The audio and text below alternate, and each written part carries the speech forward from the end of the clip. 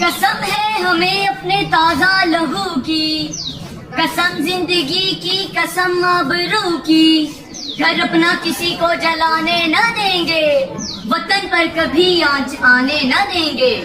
अरबाब दानिश और मेरे अजीज साथी, मेरी तकरीर का उन्वान योमे दिफाए पाकिस्तान। तमाम जिंदा अक़वाम अपनी तारीख के बड़े आयाम निहायत अकीदत व एहतराम से मनाया करती है। 6 सितंबर 1965 हमारी तारीख का एक ऐसा दिन जब हमारे मक्कार दुश्मन ने हमारी सरहदों पर हमें ललकारा था, लेकिन वो ये नहीं जानता था कि इसका पाला किस कौम से पड़ा है। बजाय इसके कि लोग खौफजदा होते, वो हकीकत हाल जानने के लिए सरहदों की जानिब उठ दौड़े।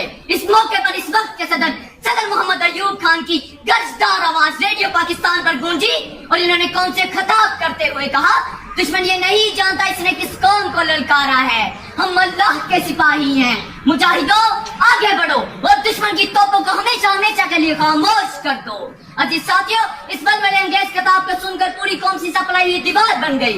मुल्क के कोने कोने में तराने गूंजने लगे। मुल्क का हर एक शख्स अपने अपने मकाम पर डट गया और अपनी मदद आप तहत दुश्मन के मुकाबले के लिए तैयार हो गया। हर दिन में एक ही जज्बा मौजूद था, अल्लाह की रहमत का साया, तौहीद का परचम लहराया। ऐ मर्दे मुजाहिद जाग जरा, अब वक्त शहादत है। जंग में दुश्मन को हर मुहाज पर इबरतनाक शिकस्त हुई। आखिरकार दुश्मन जंग बंदी का वाकया करने लगा।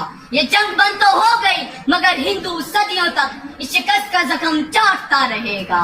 ऐ वतन हम है तेरी शम्मा की परवानों में, ऐ वतन हम है तेरी शम्मा की परवानों में, जिंदगी होश में है, जोश है ईमानों में।